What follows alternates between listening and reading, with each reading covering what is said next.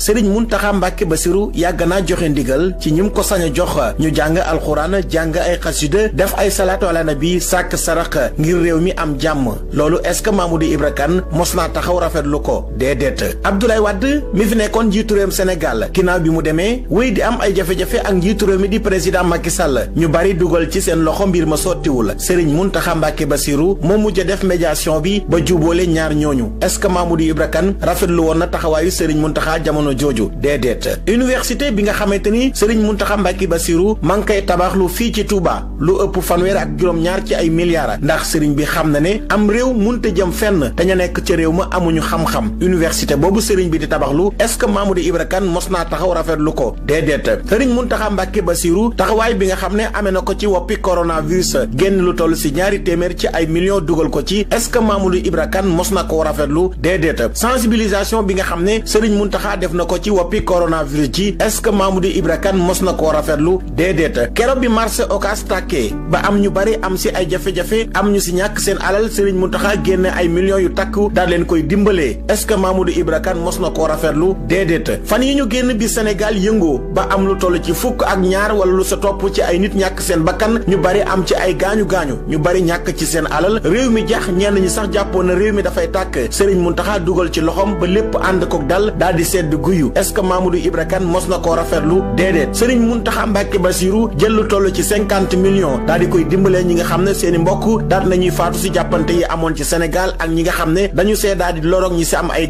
gaañu-gaañu 50 millions yooyu Serigne Mountakha daal di koy génne ñu jox ko Hizbut Tarqiyyah ngir nag mu daal di koy séddale est-ce que Mamadou Ibra Kane mos na koo rafetlu déedéet. centre dialyse bi nga xamante ni Serigne Mountakha Mbacké Bassirou ma ngi koy tabaxlu fii ci Touba ngir ñi nga xamante ni ñoo am wopp jooju nga xam ne képp ko mu dal di nga génne lu toll ci 120 000 ngir nag def séance su dialyse est-ce que Mamadou Ibra Kane rafetlu na centre de dialyse bi nga xam ne Serigne bi ma ngi koy tabaxlu fii ci Touba déedéet. Mamadou Ibra Kane lan la tekk ci réew mi bay wax kan la Serigne bi war a recevoir ak kan la Serigne bi warut a recevoir Mamadou Ibra Kane moom dafa umpale yoonu murit Serigne bi amul xaaj amul seen képp ku ñëw si moom dina la déglu bu la waree digal la te Serigne bi ay waxam lu mu yàgg-yàgg ak lu mu néew-néew du génn njàngaleem Serigne Touba Xaadimu Rasuul fan yi ñu génn Bouba Ndour ci télévision Futurs Médias yëkkati na ay kàddu wax ne ñaari at si ginnaaw am na ay borom xaalis yoo xam ne génn nañ ay milliards teg ko si taabal bi jël ay journalistes yu nekkoon groupe Futurs Médias dem créer ab groupe ngir nag daaneel li nga xam ne mooy groupe Futurs Médias waaye ñooñe mujj ñu see am ndam kàddu yooyu est-ce que nag du Mamadou Ibra Kane moom moo ko mooma li am ba des mooy Mamadou Ibra Kane ginnaaw bi mu jugee groupe Futurs Médias ñëpp xam nañ ne bu doon ay lamp la ñu ne ay lampam dafa daal di fay kamaca te nag àdduna dafa am ñoo xam ne dañu koo ñàkk xam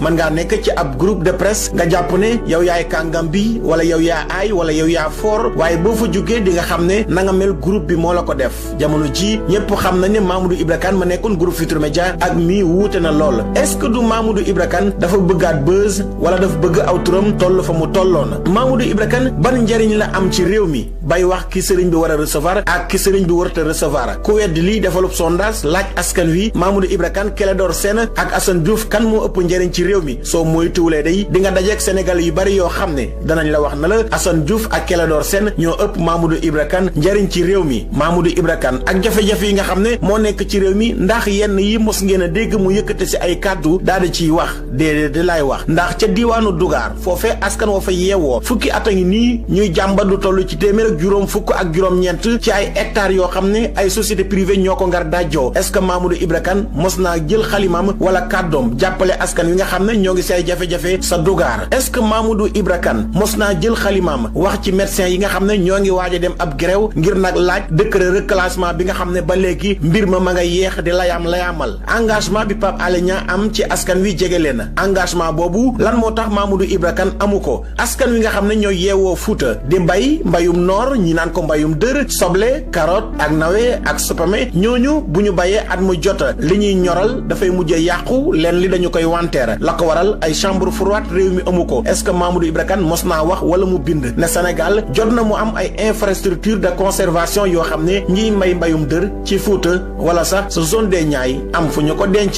Mamadou Ibra Kane mii jot na nag ñu daal di koy jox lu toll ci juróomi seetu ngir mu nag xoolaat boppam